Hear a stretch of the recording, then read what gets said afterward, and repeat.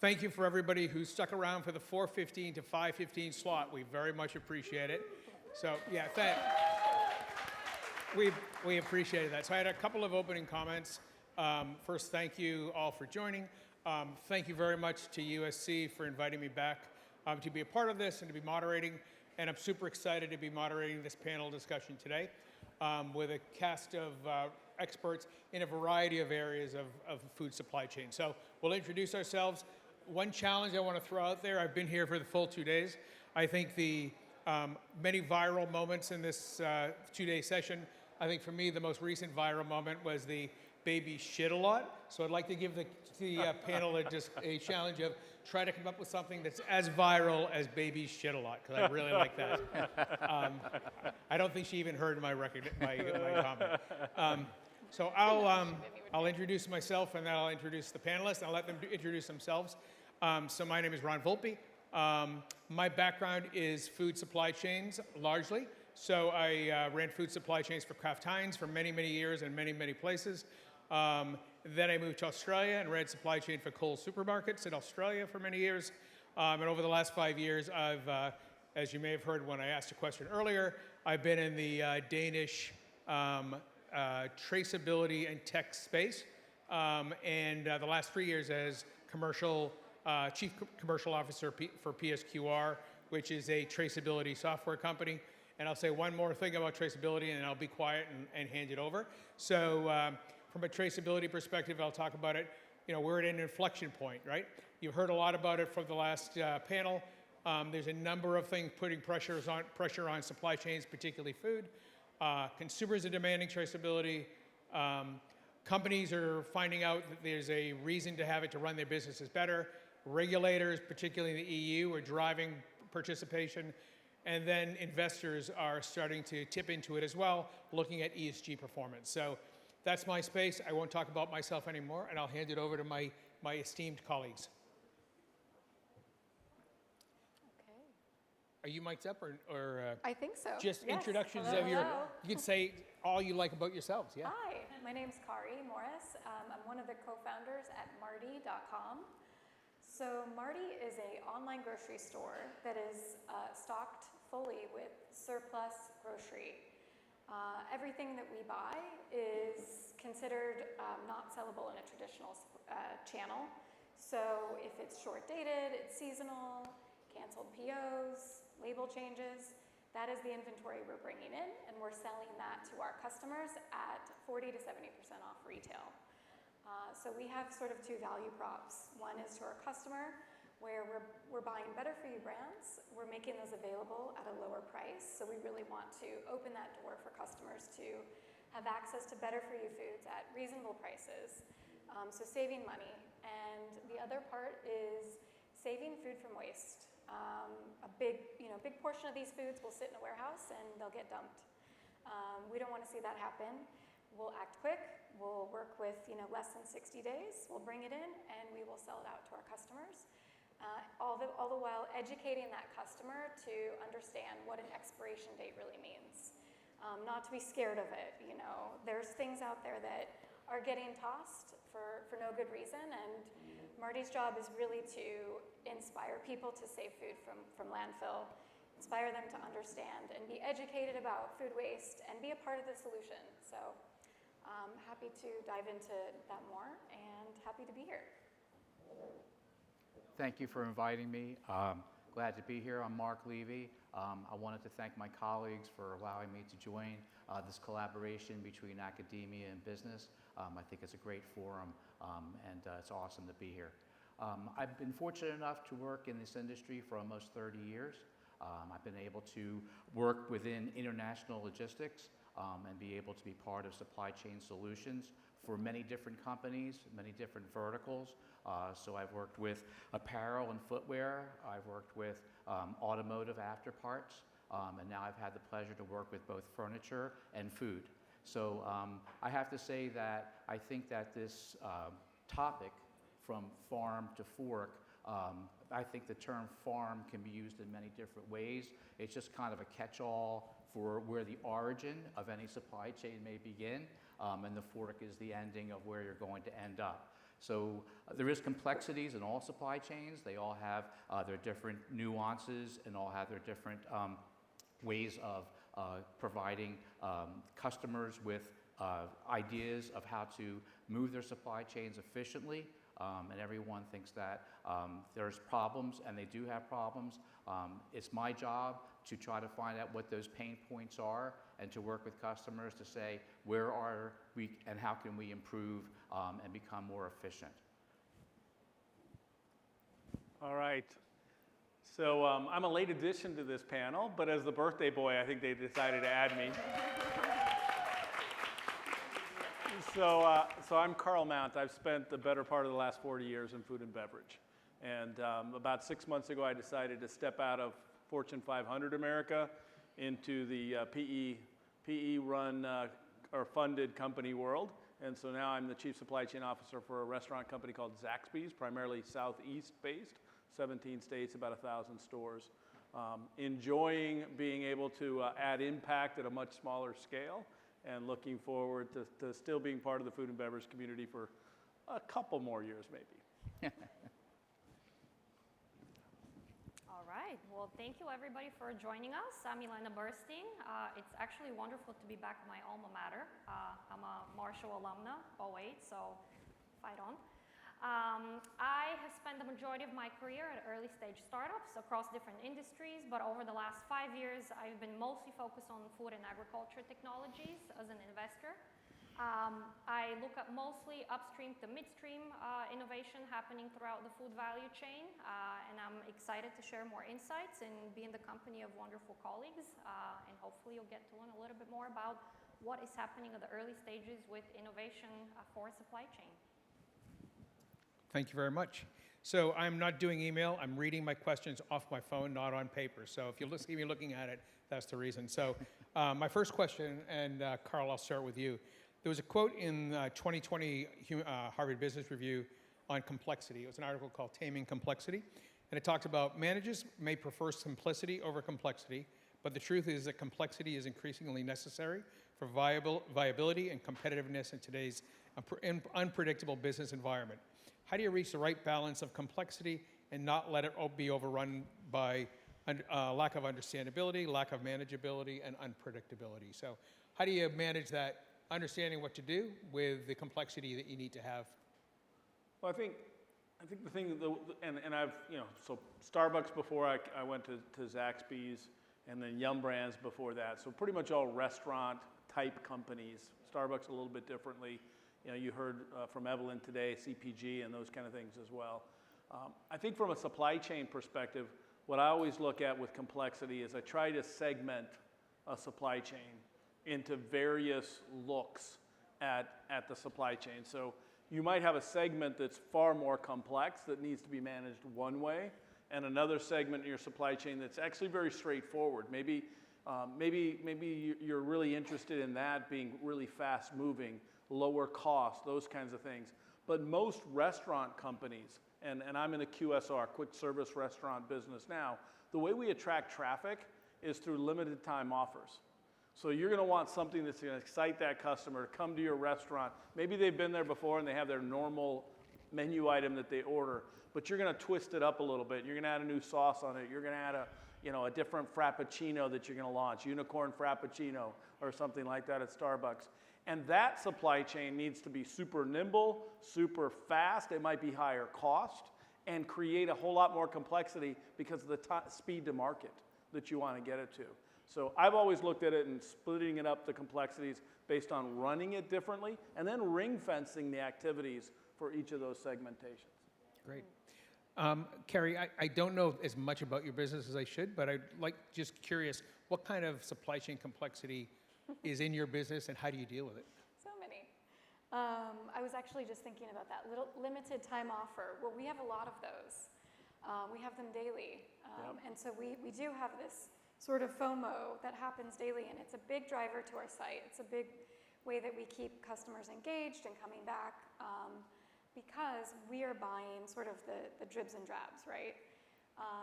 It's mixed pallets. It's something that didn't sell through that comes in, we sell through it, and it's gone. So complexities are happening both like with receiving things coming into the warehouse, but also like the learnings that happen as you're packing orders out, right? So you might have some SKUs that sell really well. You want to keep those at the front so they're picked often and they're available. But as those sell out, it's like we're relearning that muscle memory all the time. So we try to keep those as like category specifics, but in terms of, yeah, we're building that muscle memory around what's coming in and what's going out. It's kind of ever-changing and exciting. Can I ask a follow-up question? So we've traded a couple of messages on waste and reducing waste in the food supply chain. So are there unique challenges as you're receiving in product in dribs and drabs to make sure you're cycling through it and not leaving product behind that goes out of code, as an example? Not really. I think that's pretty. It's contained chaos, if you will, and we're able to cycle through it quickly and move it through. Put it on the site at the top, move through it quickly, and we have some really like innovative tools to help us stay on top of that. Cool. Yeah. Awesome. Yeah. Marc, from a Maersk perspective, so your angle is a little different than perhaps some of us.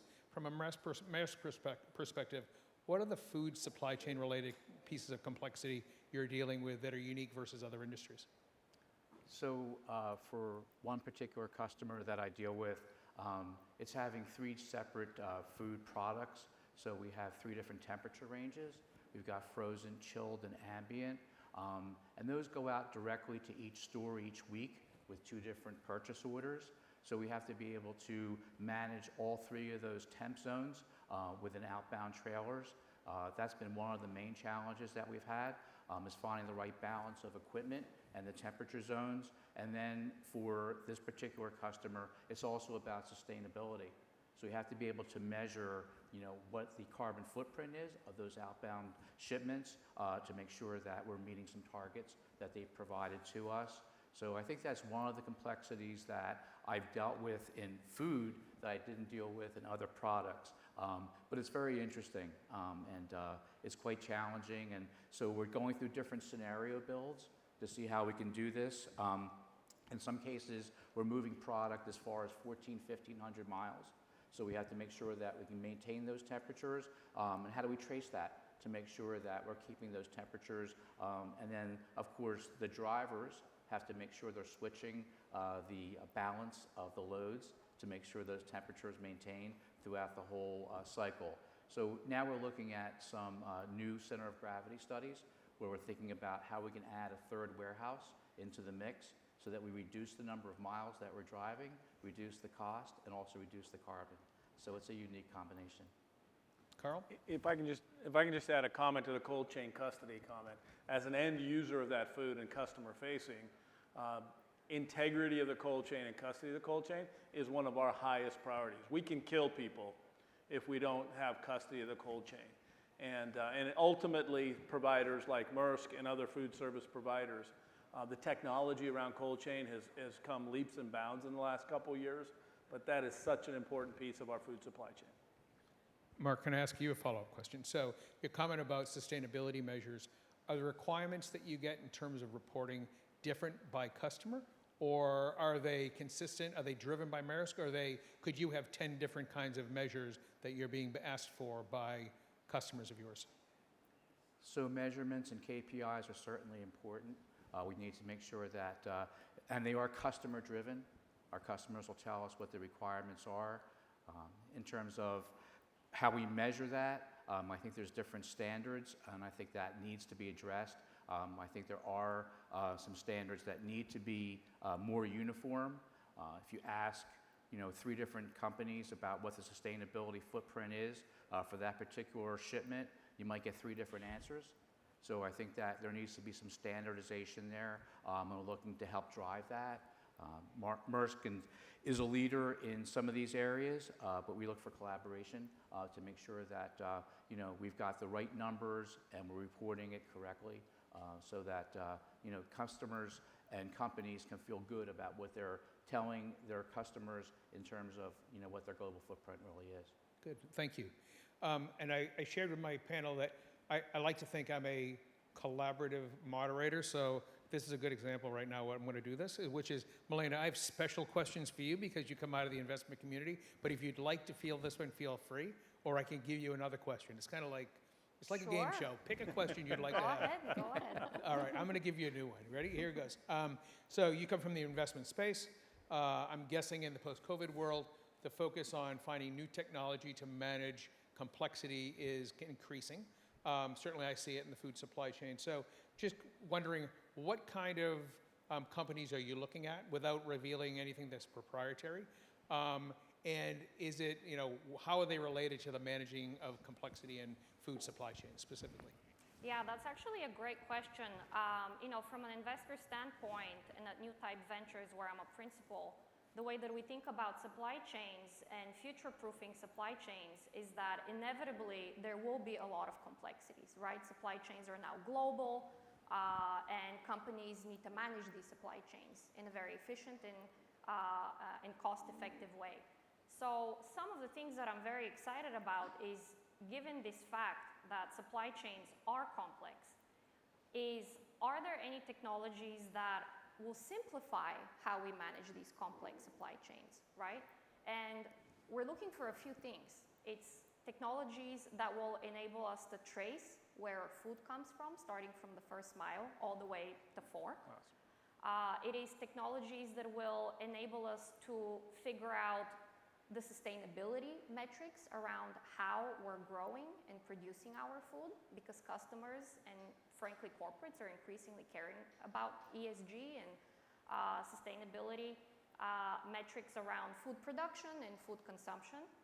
And it is also technologies that I'm personally interested that are enabling farmers to actually make a living off of producing the food that everybody eats. I think a lot of times in a lot of conversations, we forget about the people who actually produce the food.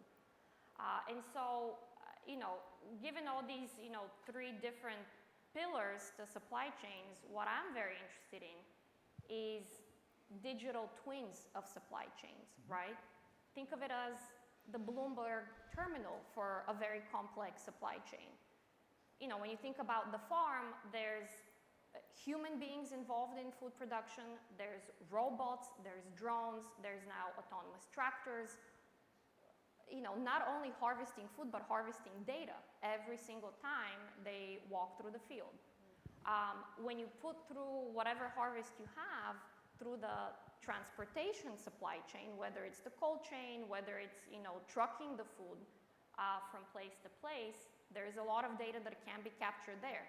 There's sensors, for example, that I'm sure my colleagues are very familiar with here that, manage the temperature throughout the cold chain, manage certain other dimensions of keeping our food safe. And so, all the way down to, superstores and grocery stores. What happens with the food there before anybody picks it up, right? You want to capture as much data as possible. So I'm interested in these types of technologies that provide everybody, including the end consumer, data in which they're interested in. So that is, as a consumer, I go to the grocery store, I want to know exactly where my food comes from, when it was picked, who it was handled by, and when it actually got to the grocery store.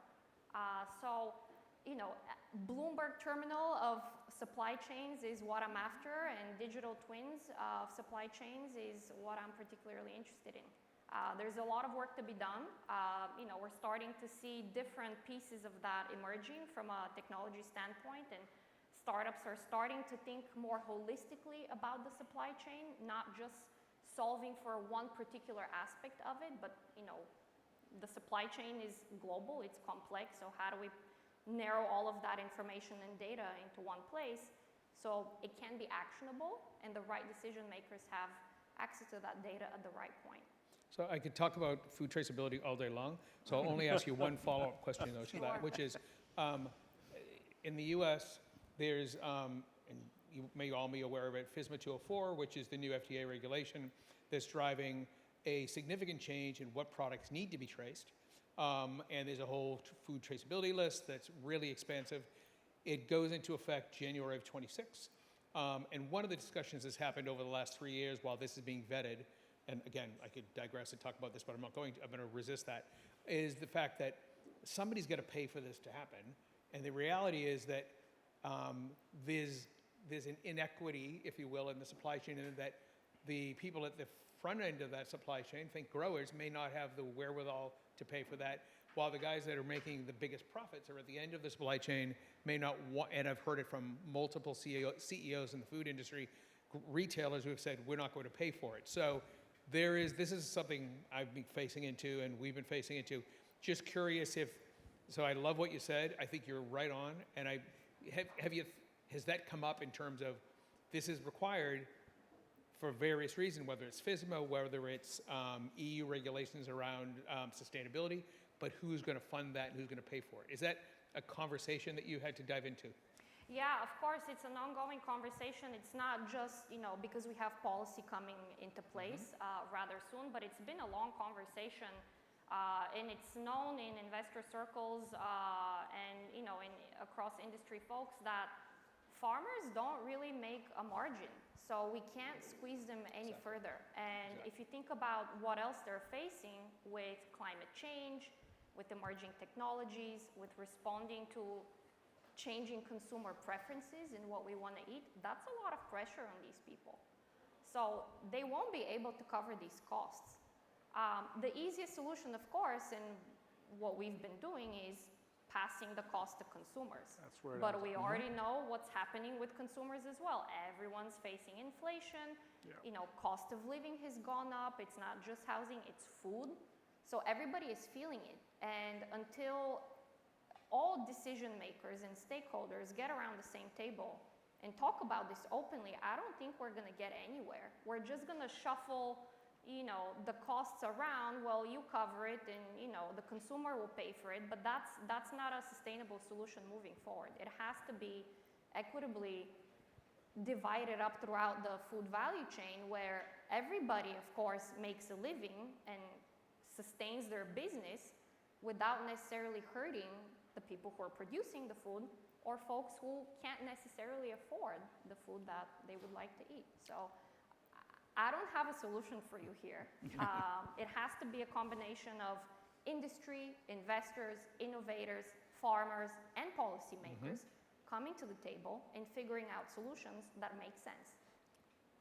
I see you nodding your head. I can't agree with you more. I mean, we are coming off of two years of probably the biggest food inflation that any of us, and I'm probably the oldest person on this stage, have seen in our careers. And then the consumers are, you can call it macroeconomics, you can call it whatever you want, but the consumers are feeling the pain. We're just starting to see food inflation come down a hair. In the restaurant industry, food inflation actually takes longer to go up and longer to come down. Certainly in supermarkets, it's more reactive. But what is that? What is that sensitivity that consumers have? And it's a tough place to be in right now. And I agree with you on farmers; they can't absorb it. It's kind of the worst time to be putting in some of these things based on what we've had the last couple of years. We can't afford not to. We always forget, what was the cost of the last lettuce recall? When we had to recall the entire lettuce crop from Salinas Valley because we couldn't trace it. We have to think about those costs and balance it out with the cost of the technology. And we always forget those kind of crises when, the entire country had no lettuce for weeks on end. Marc or Kari, would you like to weigh in? I'll give everybody the option to weigh in on all of the questions. So any thoughts from you guys? You can demur, it's okay.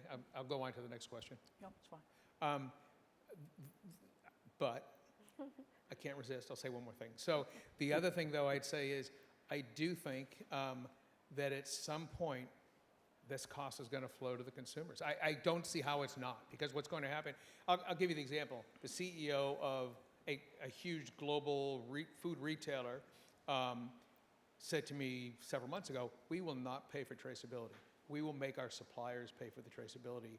And that's the only, but what they're going to do is they're going to upcharge it, send that cost back to the retailer, and they will then pass it on to the consumer. Absolutely. So it's a bit of a chicken or the egg is not the right phrase, but there is it's a tricky conversation. It's a tricky. I have a little light at the end of the tunnel for you. I'd love to hear it. Which is, thankfully, we're innovating enough, although there's a lot of work to still be done and a lot of capital to be invested in technologies that help farmers become more efficient. Yep. And I'm talking about, and I already alluded to that, robots for farming, autonomous vehicles on the farm, drones that can do picking, which is incredibly labor intensive and very costly in numerous ways. It's not just, that you have to pay folks per hour, but it's hard to find that labor nowadays. So farmers are stuck. So we're innovating at the early stages at that first mile, hoping to improve farmer economics, but we're not moving fast enough. And, I'll be the first to admit it, there's still a long way to go when it comes to investment dollars going into agriculture technologies. In 2022, we reached about 53 billion in investments in agriculture technologies. This year, we're nowhere there because, there's other things that are hot and exciting for investors. So, agriculture traditionally has been a very slow-moving industry, and farmers pay the price for that when there's no innovation coming in. But I'm hopeful that with smart money coming in to early investments, technologies are really moving the needle for farmers.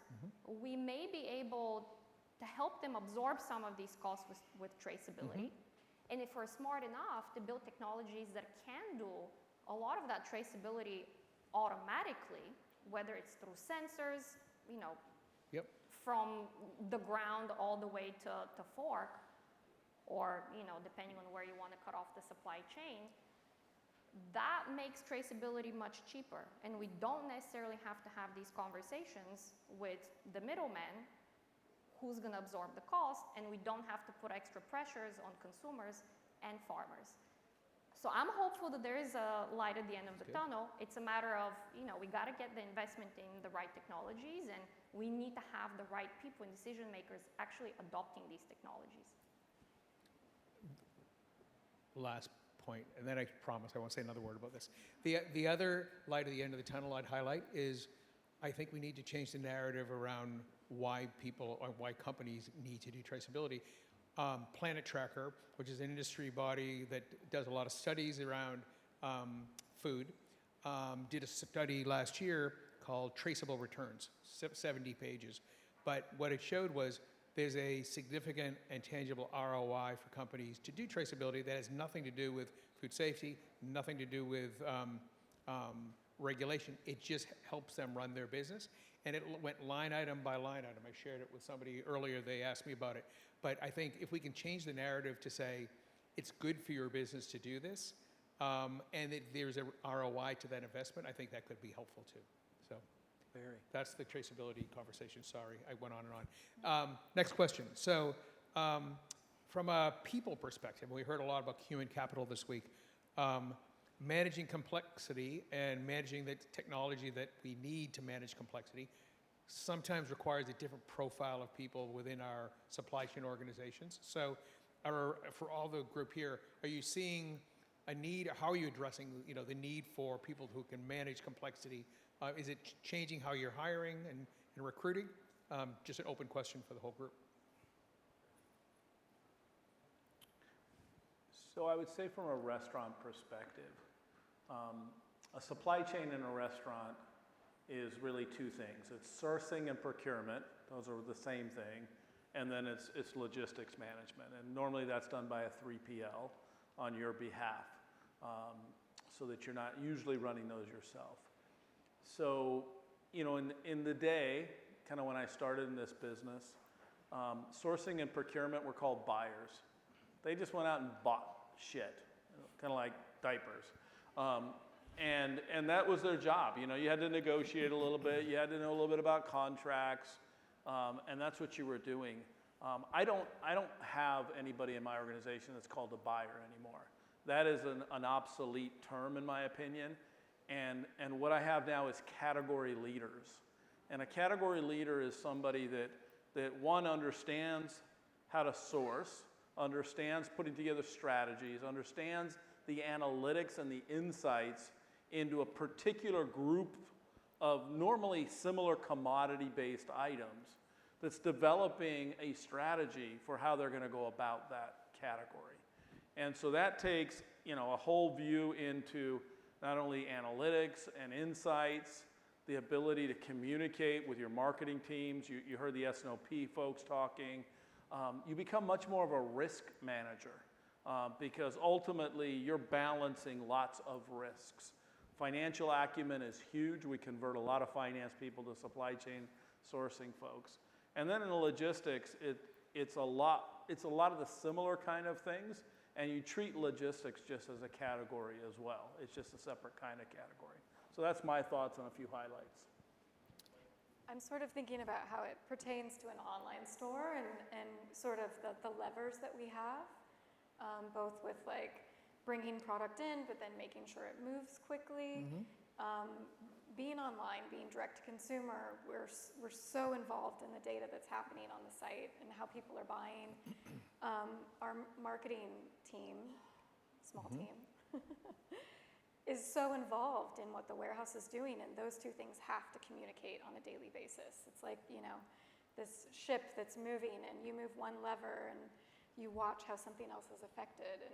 And so we're constantly, and I feel like I sort of straddle that line of what's happening with marketing, what are we pushing, what's on sale, how are people coming into the site and purchasing, and how is that going to then affect what's happening on the warehouse side. So there's always these levers, and I think especially for online, it's so immediate, and you can see it especially in startup. I think we were talking about that too. Like, it's exciting. There's so much change that's happening, and you're balancing it daily, but those levers are moving, and we can control it so much with this like marketing tool that we have. So again, if you have something that's expiring soon, like that goes right up to the top of the site, and we move through it, cycle through, and it's really exciting. It's fast moving. I don't know if this question makes sense, but I'll try it. So does all of that complexity you're managing, does that somehow shape the mix of products that you offer online? Yes. And in what way does it do Yeah, that? definitely.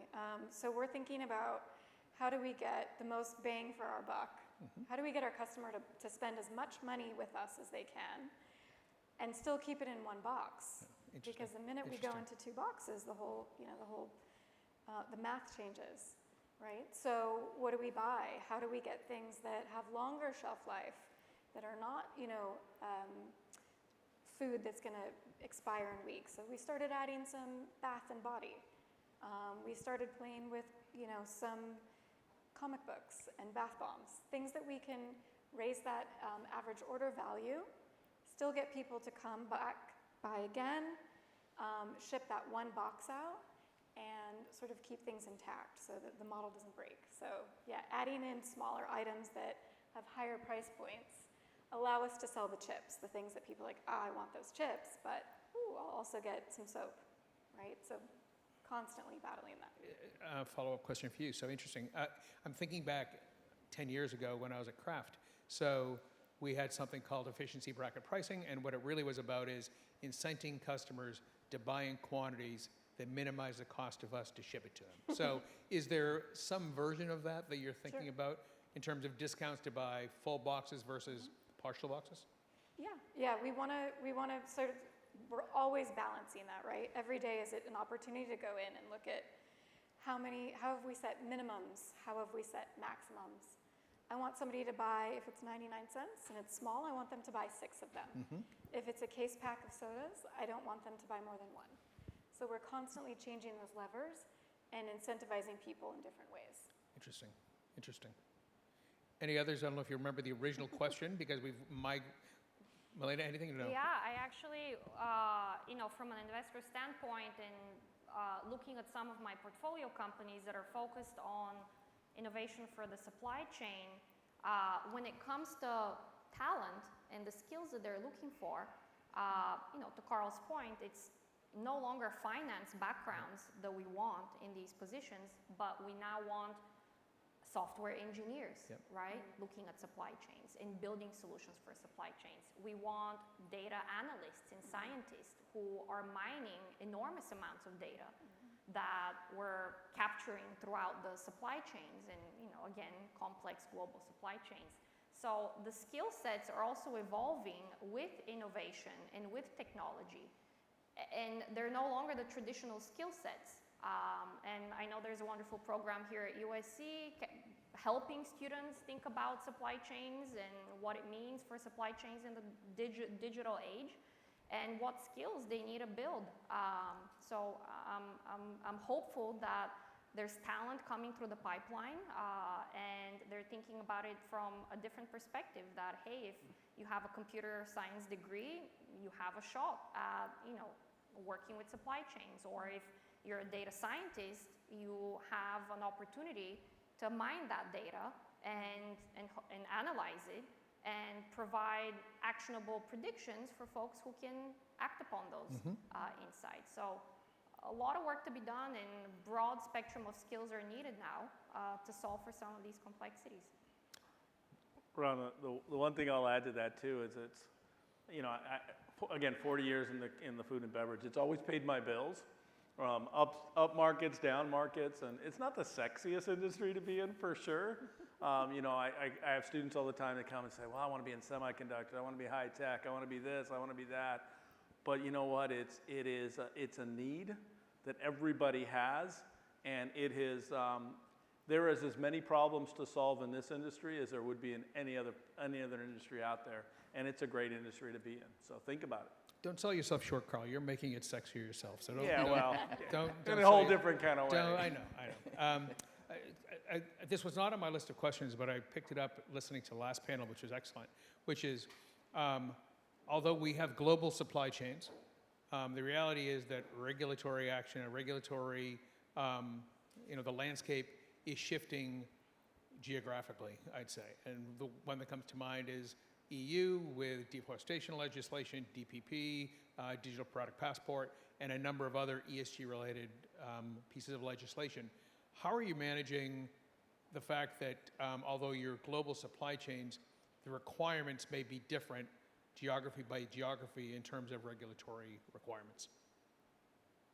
I rambled that question, but hopefully it made some sense. Well, I can start as well on that. I was intently listening to ESG. We were talking to a few of us yesterday. When you come from Fortune 500 to PE-backed companies, we're very immature right now in our ESG journey. We're only U.S. based, so we don't have to worry about Europe at this point. But we are importing things, whether it be from Asia or a variety of different areas. The world is interconnected. So I would say right now, the biggest thing that I'm trying to do from an ESG perspective is set the foundation. We're backed by Goldman Sachs, so big PE firm. They have requirements from their funders, so people that are investing in their PE funds that they're expected to report out. So we are being asked about it. And if we're thinking of doing an equity event, 3 years from now, 4 years from now, we better start getting our ducks in a row today. And so that's really where we are currently in my journey at Zaxby's, is getting people to understand that supply chain, probably, we don't have a chief sustainability officer, but supply chain is probably accountable for the vast majority of the things that go into an ESGC. Definitely the E, a good part of the G, and good portions of the S as well. So from that standpoint, I kind of take on that voluntary hat of Chief Sustainability Officer or Chief ESG Officer. And Marc, you obviously are a global firm.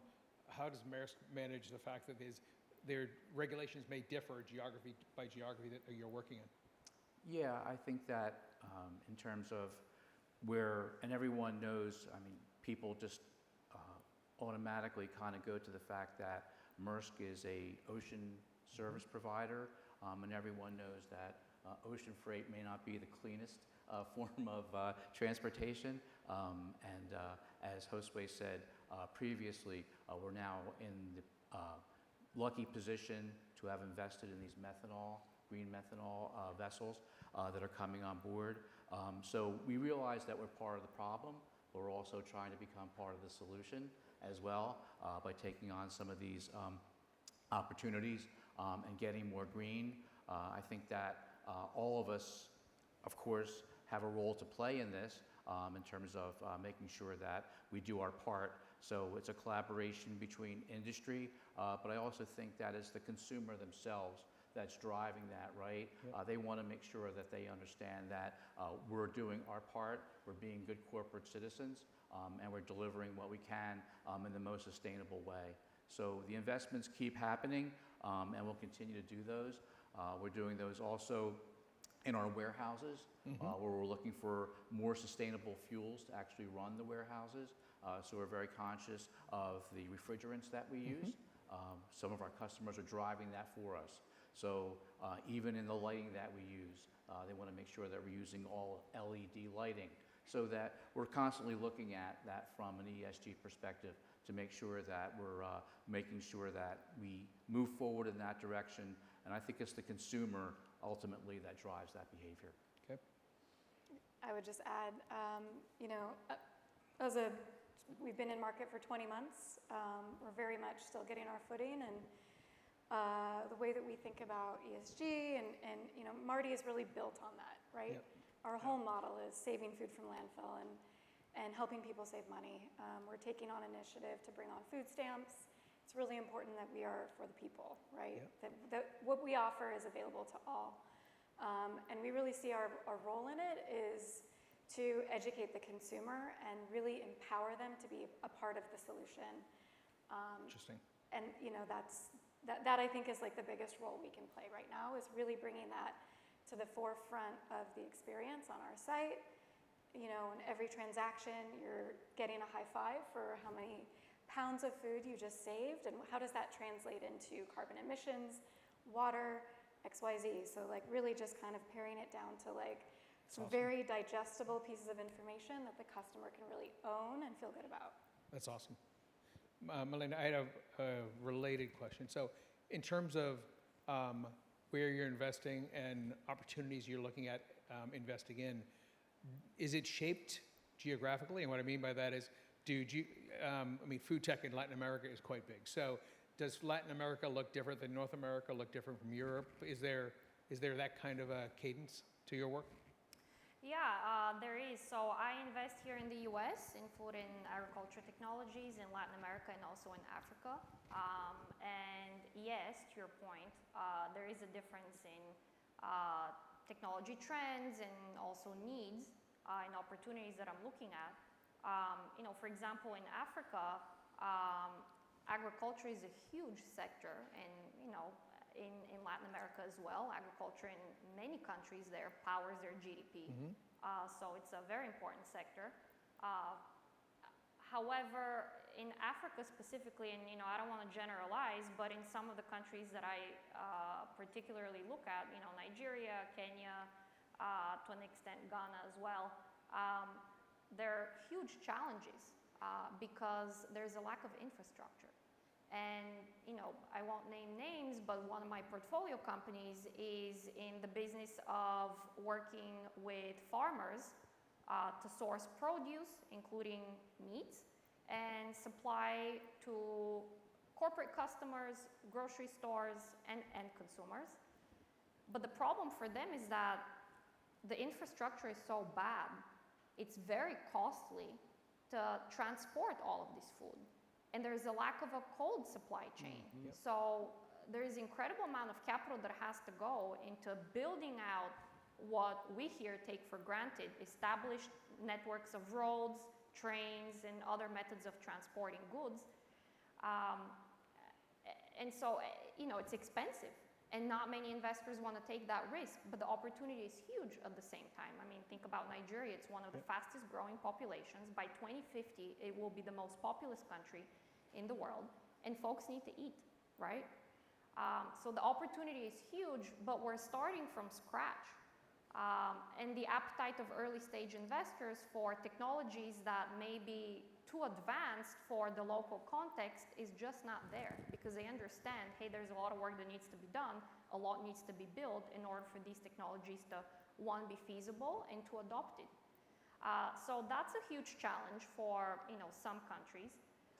For Latin America, there's the challenge of climate change, and really throughout any agricultural region around the world, but they've been hit particularly hard over the last few years. And so the question there and the opportunity is, well, if it's the breadbasket of the world, then what are the inputs and crops that we need to grow given climate change?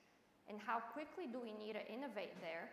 For example, to have clean fertilizers, biofertilizers. That takes a lot of work, a lot of capital to get to market. And oftentimes when you get to market with that product, you're faced with a huge wall because nobody wants to adopt these technologies. Inevitably, they cost more at that point. So, huge opportunity again, but it's a challenge at the same time. And here in the US, frankly speaking, the challenges are very much the same. We have a lot of technology that's much more advanced. We've digitized our agriculture sector at a much faster rate than some of these other regions, which are lagging behind. And, Latin America is no exception to that. And, I won't even touch on Africa. There's a lot of work to be done there. But there's more that we can be doing here in the US. Take, for example, the huge fields of corn that are being grown. We don't have the manpower to harvest those fields. And so we need to figure out how are we going to digitally enable farmers to understand when is the optimal time to pick and harvest. Can they get the labor that they need, or can they use robots? So there is an opportunity, but again, it is taking time. And part of the reason I say that is because, frankly, we're not really seeing much exits happening in the ag tech space. Food tech is another topic. We're seeing more and more. Most exits from an investor standpoint happen through mergers and acquisitions in the food and ag tech space. But specifically, if you look at agriculture, there's just not that many companies that are becoming unicorns and reaping benefits for their founders, investors, and other stakeholders. So it's a very challenging space to be in as a founder and as an investor, because you face a lot of risk. Any other comments to Milena's comments? The one thing I was going to say in response is sort of related is, I will say that although, if you're not familiar, FSMA changes what you need to trace in food in the US, largely fresh food, agriculture, fish. I would say I've been in many, maybe not hundreds, but a lot of meetings on this topic, but I would say that we landed somewhere in the middle on FSMA 204. And what I mean by that is it doesn't require technology. You can continue to keep things on paper, and you just need to show it if they need a recall. So I think we went from bad to kind of better, but we really didn't go full bore because we're not mandating any kind of technology. And in fact, the FDA did a challenge a year and a half ago that said, we'd like to have traceability companies, submit no-cost or low-cost solutions, and nobody really submitted anything. And it's because the FDA wants this to be all volunteer. Companies can do it any ways they want to. Anyways, point being, I think we haven't landed where we need to land, and I think there's other countries that have been far more assertive and aggressive in doing the right thing from an agriculture perspective. Yeah. But one thing I will say is that a trend that I am seeing is a lot of innovation happening outside of the US throughout the food value chain comes here to the US, Yes. right? So founders understand the opportunity in the US because our agriculture sector is so advanced and efficient as opposed to some of the other regions around the world. These founders see an opportunity. There's much more appetite from the strategics and from large farmer groups to adopt these technologies. Again, I'm not going to talk about the margins, but margins are better here for farmers than, let's say, in Brazil. And so there is that influx of talent, there is that influx of innovation coming here. Now it's a matter of, well, we need to adopt it. Somebody has to pay for it. It's not free. And it's a dance, right? Who's gonna do it? Who's gonna adopt first, and which product is going to stick? And part of the job, my job really, is to figure out exactly which technology is going to stick with different stakeholders and introduce it to market. It's not for lack of innovation that we're not solving our problems. It is for lack of adoption and, to an extent, some funding that we're not there yet. Well, and just a feedback, I'd say, I was in Croatia last month working with a company doing consulting with who wants to understand how they get in the game in the U.S. on traceability. I'll be in London next month with another small traceability company that's like, we need to get a footing, how do we do it? So you're right, there's technologies outside of the US that are trying to find a way to get into the market. These happen to be two traceabilities, but it goes beyond traceability. Do you work, and I should know this, but do you work food only or is it outside food as well? I mostly focus on food and agriculture. I do look at other technologies and sectors as well at Newtype, but I mostly focus on food and agriculture technologies. I don't touch on anything consumer facing, so like CPG is not my specialty, but anything upstream to midstream along the food value chain is where I focus my time on. My question was pharma, so do you get involved in pharma? No. Pharmaceuticals? Pharma. Yeah, absolutely. Yeah. Because I think some of the challenges in the pharma space are not dissimilar from some of the challenges in the food space in terms of regulation and in terms of adoption. I don't know, maybe you see it differently, but I didn't know if you had a view on that. If I've got it wrong, please call me out. Yeah, no. No comment. Hey, Ron, when we're talking about international, I think one of the things I think the students should hear about, and I don't think it's covered in the press near enough, is the Ukraine crisis right now continues to be one of the biggest hits to the global food supply chain. Ukraine and that area of the world is the biggest producers of wheat for a lot of the European markets and the biggest producers of the ingredients that go into fertilizers for the world. And I think we got a little bit of press on that at the beginning of the war, but the Black Sea and the ability to get ships through the Black Sea and food through the Black Sea and things continue to impact the world food supply as we speak right now. And I think we'd be remiss in not pointing that risk out. It's still something we will feel for many years to come because that country will have to be rebuilt when this war hopefully comes to an end at some point. What is that? And so fully understand the humanitarian crisis component and the disruption it's causing. From a complexity perspective for Zaxby's, is there sourcing that's happening, was happening, or is happening from Ukraine? Well, I don't think that it's particularly affecting my ability to get wheat products. But when you think about oils, whether it's soybean, whether it's sunflower oil, those kinds of things, it certainly spiked the markets and it cost myself and our consumers a lot. But the areas that directly affects them, you brought up Africa and ag products in Africa. I mean, there are countries that are starving more in Africa now because of that crisis, because the lack of ability to get some of the food items that they were sourcing outside the country before. So it is a crisis. But at the same time, I like to think of that as a silver lining and an opportunity for agriculture technologies to really focus on that region because I don't know if many of you know, but Africa is a net food importer, which it shouldn't be, right? I mean, it's the potential for agriculture in regions of agriculture across the African continent is enormous. Huge. And so what's happening there is that you have smallhold farmers, people who have, farmers who have about an acre of land. That's their livelihood. These are the people who are producing the food that, gets consumed on the African continent, but also, whatever can be exported, because there is a little bit of export happening as well.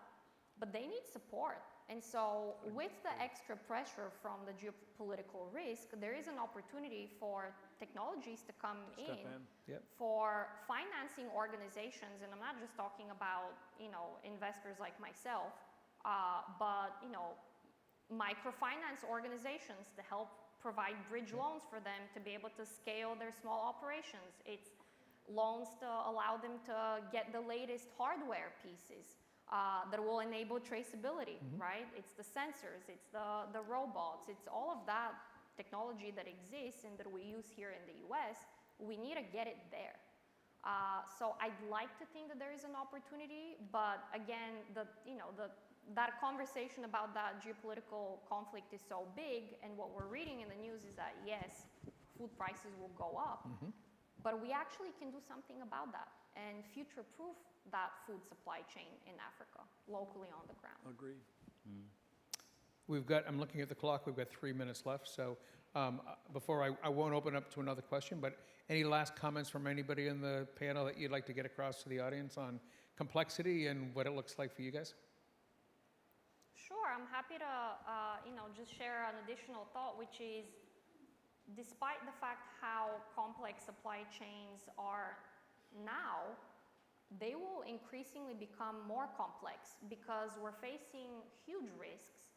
It's not just geopolitical risk, but it's climate change. Absolutely. And this is not impacting supply chains in isolated regions for isolated companies. This touches on everything and everybody, and all of us here, by the way, in this room, because we all eat and we all go to the grocery store and we all pay higher prices, right? So, climate change is here, and we need to think about how to future-proof our supply chains and how to sustainably produce food that's not just cost-efficient and affordable, but also nutritious. So hopefully we'll figure that out, and I hope we can innovate ourselves out of this massive problem, and I remain optimistic. I'm good. I'll pass. The only last comment I have is this panel has given me the opportunity to understand who Martie is. I'm a subscriber. I'm excited about it, so Martie, so please subscribe.